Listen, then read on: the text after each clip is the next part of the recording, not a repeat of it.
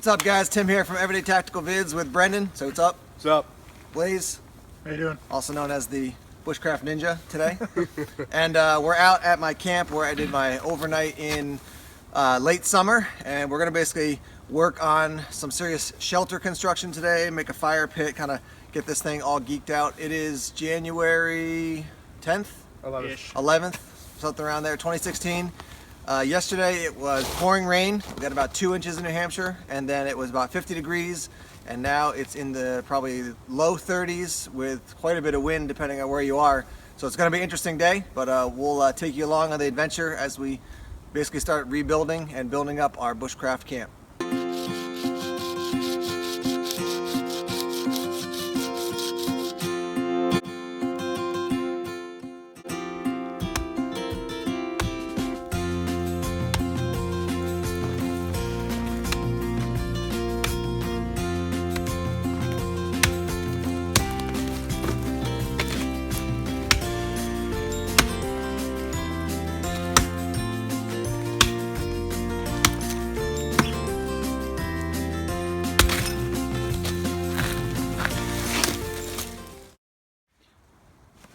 All right, so here's where we're at. You can see our cross beam, and this is going to be moving into like a long-term shelter.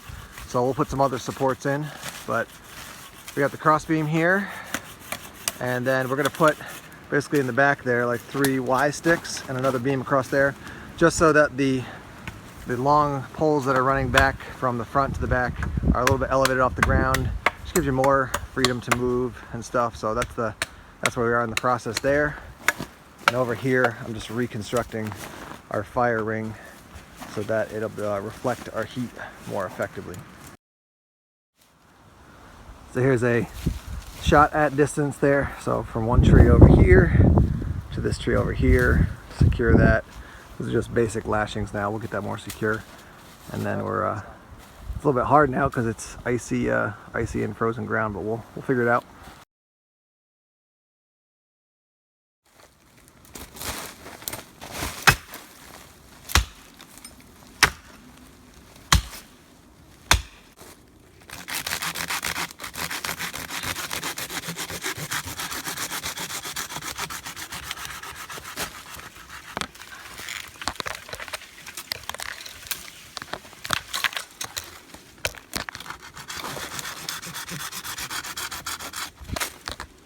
So as I'm out here doing some work, just want to offer you a few thoughts.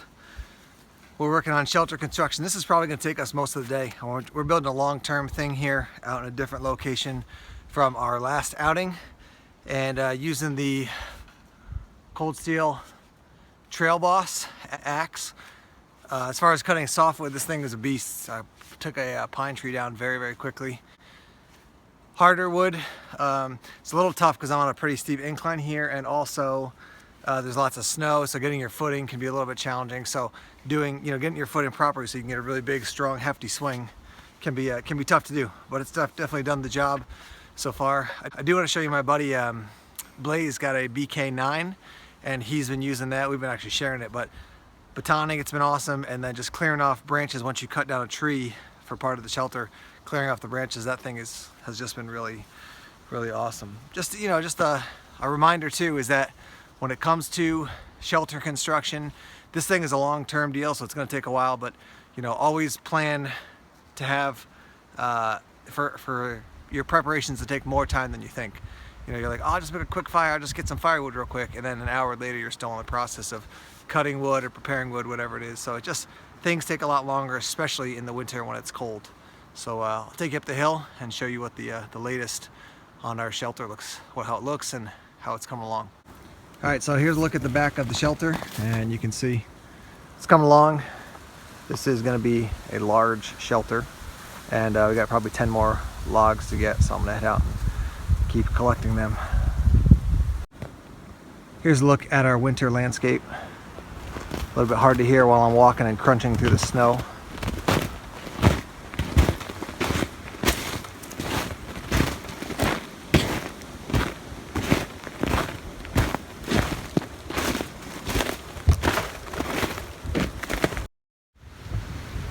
Found a cool thing right here on a tree, so let me spin the camera around and I'll show you. This is a bunch of pine pitch that's been pouring out of here. It looks like some woodpeckers, maybe one, maybe a ton, have been working on this tree. But if you ever are in need of pine pitch to get a, to get a fire started as an accelerant, here's some. Here's what it looks like. You can see it all over the tree here. Just this kind of, it almost looks light bluish. And then up there, you can see some of the holes on the tree.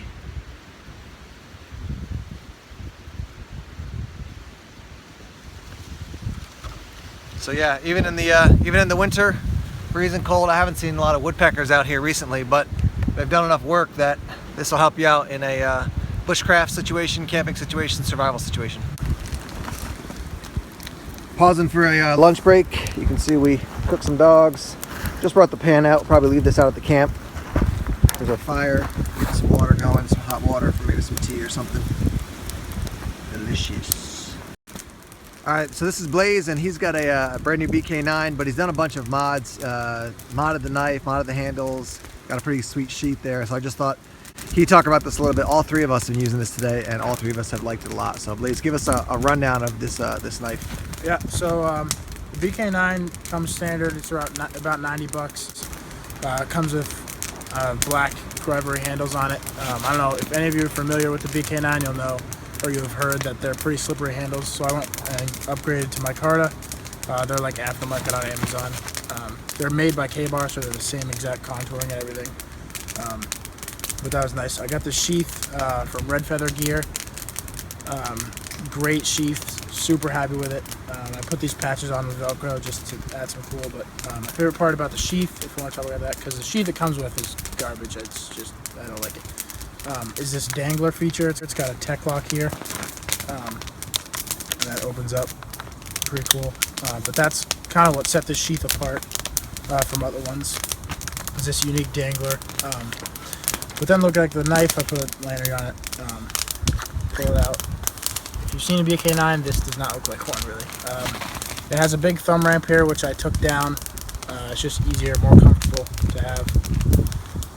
I stripped the powder coating on it and put gun blue on it to protect it from rust. But the powder coating is just for batoning and some chopping and stuff. It's just extra traction that you don't need there. So I took that off and then again put gun blue on to protect it from rust. And sharpened it up a little bit with my work sharp, and it's been working great. So like I said, it comes around 90 bucks, but I put a lot into it. So yeah, what do you think total, like with purchase? With like all the mods and stuff, like gun blue and all that I had to get. So I mean, these are 40 bucks. This sheath was 70. So it was probably like 250 if we buy gun blue with sandpaper and the stripping stuff. So it's probably 250. I would say well worth it for this knife. It's an excellent knife. 1095 steel, clip point design. Got this tiny little unsharpened swedge here, which you might think affects batoning a little bit, but it doesn't. It still works great. And you basically got that because you've got your Mora for really fine tasks, yep. But this so is kind of your chopper. My theory behind this is, so some of you might think we'll just take a hatchet out, but this is a lot easier to carry on my hip, and it's a lot lighter. So this is for the size of the knife, it's very light for how it is. But it's probably the most comfortable knife I've ever held, I would say. And it's got a nice pommel here for driving down tent stakes and stuff like that. But I'm very happy with it, and I would say well worth the money. And you have large to like probably close to extra large hands, right? I wear, like in mechanics gloves, I wear a double XL. Yeah, so you got big hands. Pretty big hands there, but yeah, it's, like I said, one of the most comfortable knives I've ever felt, and it's just really, I mean, I don't think someone with smaller hands would have a problem with it, but I don't think they would, but it's still super nice. Sweet. So here's a look at what we did today. This is going to be a long-term shelter, so this took us most of the day, but we're talking end to end. It's probably about 15 feet maybe. Yep. And then from front to back, probably about 10 feet. So this is going to be a long-term thing that if we all, basically all three of us come out here, we'll have room to crash in it. Worked on the fire pit, We'll have to continue to build that up so it'll reflect even more heat, but we definitely noticed today when the pit was, when the fire was not going, it was definitely chilly. Over there under the tarp with those 2 logs, I just found a yellow bucket, so I just kept that out here. And we've got a lot of firewood that's getting prepped. You can see on the far side, let's see, like over there, we're starting to put a little wall on that side, and we'll do the same thing on this side eventually. So this is going to be a multi-trip experience to get this thing all set and built. We'll come back and finish off the roof, finish off the sides, probably put a tarp on the roof, and then cover it with all kinds of brush and stuff so it's not obvious. But that's what we did today.